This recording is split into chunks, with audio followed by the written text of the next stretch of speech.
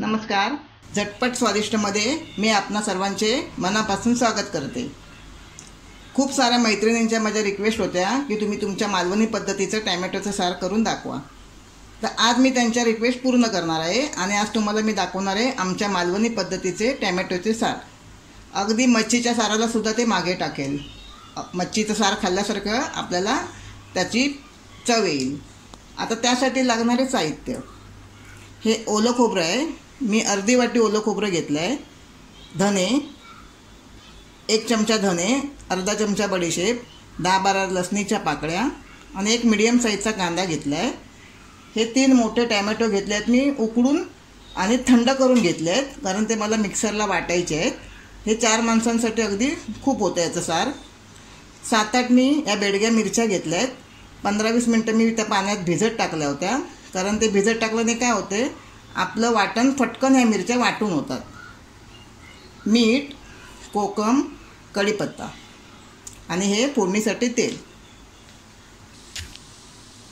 आता सगळ्यात अगोदर आपल्याला काय करायचं आहे, टॅमॅटोच्या सारचं जे वाटप आहे ते आपल्याला मिक्सरला छानपैकी अगदी गंधासारखं बारीक वाटून घ्यायचं आहे. आता त्यासाठी ओलं खोबरं, धने, बडीशेप, कांदा, लसणीच्या पाकळ्या, बेडग्या मिरच्या आणि टॅमॅटो नंतर मी वाटणार आहे, पण हे सगळं पूर्ण वाटून झाल्यानंतर आपण लास्टला त्याच्यामध्ये टॅमॅटो वाटून घ्यायचे आहेत.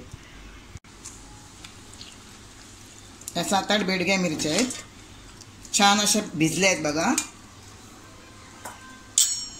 1 चमचा धने, अर्धा चमचा बडीशेप, 7-8 लसणीच्या पाकळ्या,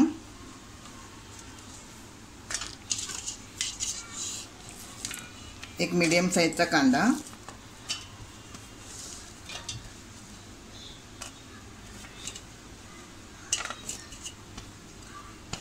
आणि ओलं खोबरं.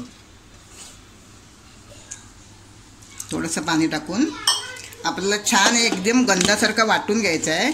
आणि हे पूर्णपणे गंधासारखं वाटून झाल्यानंतर यातच आपल्याला हे जे टॅमॅटो आहेत ते वाटून घ्यायचे आहेत. हे बघा, आता आपले वाटण छान असं बारीक झालं आहे. आणि आता आपल्याला त्यात हे टॅमॅटोसुद्धा वाटून घ्यायचे आहेत. मी हे उकडून पूर्णपणे गार केले आहेत आणि आपल्याला सालीसकटच वाटायचे आहेत.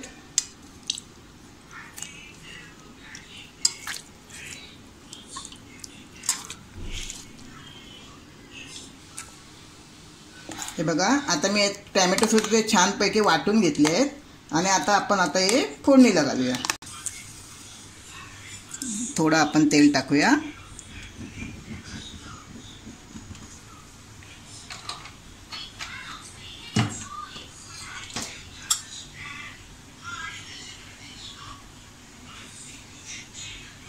सात 8 कढीपत्त्याची पानं आहे ती. आणि मी हे 3-4 लसणीच्या पाकळ्या ठेचून घेतल्या आहेत फोडणीत. याने काय होईल, आपल्या साराला, टॅमॅटोच्या साराला अगदी खमंग सुंदर असा वास येईल.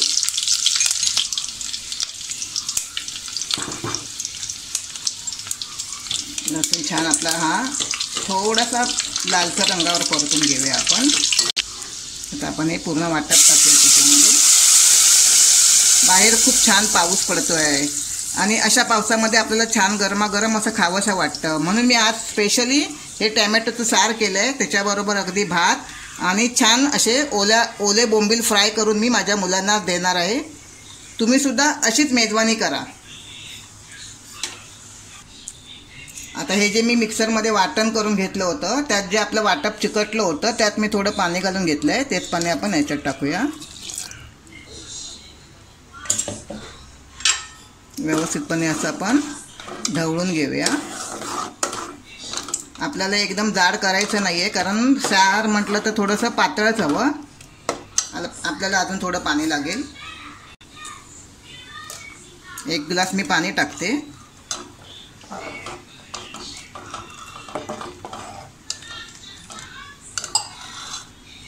आता यात 7-8 आपण कोकमं टाकूया.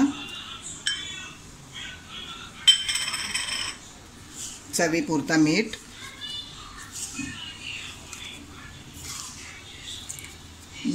ओला बोंबील फ्रायची मी रेसिपी यापूर्वीच माझा हा व्हिडिओ पडलेला आहे, तो तुम्ही बघू शकता. बघा किती छान कलर आला आहे, सुंदर अगदी रंग यायला आला आहे. अगदी मच्छीचा साराला जसा रंग येतो तसा रंग आला आहे. आता आपण याला छानपैकी उकळी काढूया. त्यापूर्वी तुम्ही जर माझे चॅनल सबस्क्राईब केले नसेल तर माझे चॅनल सबस्क्राईब करा, शेअर करा आणि लाईक करा.